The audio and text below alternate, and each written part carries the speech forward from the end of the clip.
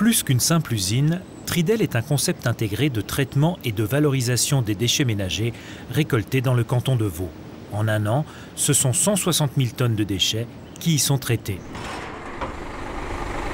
Le transport des poubelles a un prix. Tridel applique un principe de solidarité pour que chacun paye la même chose. Ainsi, que l'on soit à Vallorbe ou à Lausanne, le prix du transport et de l'incinération des ordures est le même pour tout le monde. Équipés d'un agrégat amovible, les bennes qui ont été utilisées pour le ramassage sont directement chargées sur des trains spéciaux. Ainsi, afin de diminuer les nuisances dues au trafic poids lourd, les déchets récoltés par les camions sont acheminés par voie ferroviaire.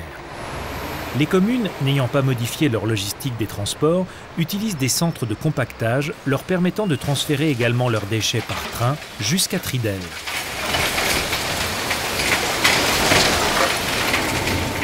Grâce à ce concept, ce sont près de 60% des déchets qui arrivent par train dans des containers spéciaux.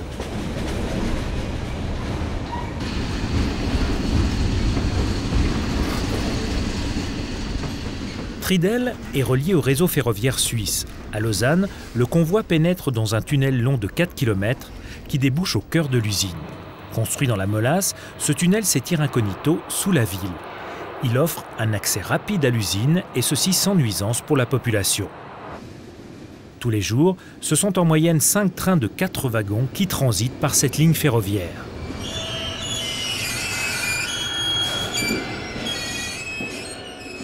Pour des raisons d'environnement et d'intégration dans le site, l'usine est enterrée aux 2/3. La gare se situe en bas de l'usine.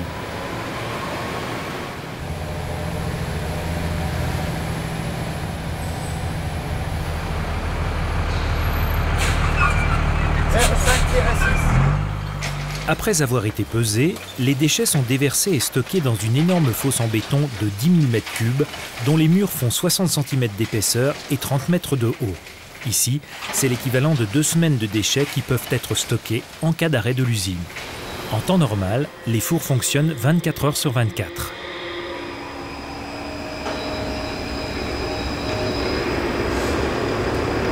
C'est dans cette salle de commande, lieu névralgique, que le grutier travaille. Il alimente des fours et doit s'occuper en parallèle des objets encombrants en les broyant et en les mélangeant au reste des déchets. Telle une araignée géante, le grappin emporte 2,4 tonnes de déchets par voyage. C'est plus de 200 sacs poubelles d'un coup. Les ordures sont déversées dans la trémie, sorte d'entonnoir amenant les déchets dans l'un des 2 fours. Bienvenue dans la fournaise. Ici, il fait très chaud. La température maximale dans la chambre de combustion atteint environ 1100 degrés. La plupart des déchets brûlent instantanément sans aucun apport de combustible extérieur. Cette température est nécessaire pour la destruction de la plus grande partie du contenu des poubelles.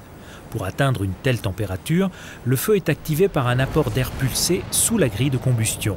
Grâce au mouvement de va-et-vient de la grille, les déchets en feu progressent jusqu'au bas du four.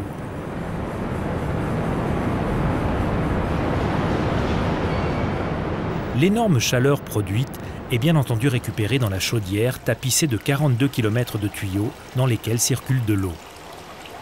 La vapeur obtenue sera utilisée pour la production de chauffage urbain et d'électricité. À la sortie de la chaudière, la récupération d'énergie aura été telle que la température sera passée de 1100 à moins de 200 degrés. La fumée produite par l'incinération des ordures doit être maintenant épurée. Première étape, l'électrofiltre. Par un procédé de champ magnétique et d'électricité statique, les poussières les plus grosses sont attirées par des plaques métalliques de plus de 10 mètres de hauteur. Régulièrement, des marteaux frappent les plaques pour faire tomber les poussières qui sont récupérées, puis neutralisées.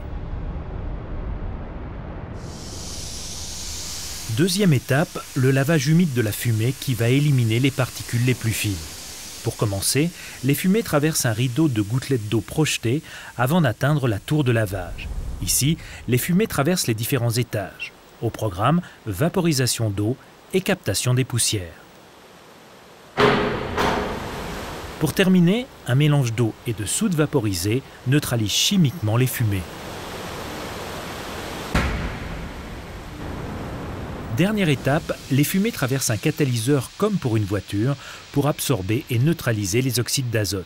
Aujourd'hui, cette installation d'épuration des fumées est l'élément essentiel de l'usine, utilisant les technologies les plus performantes du moment.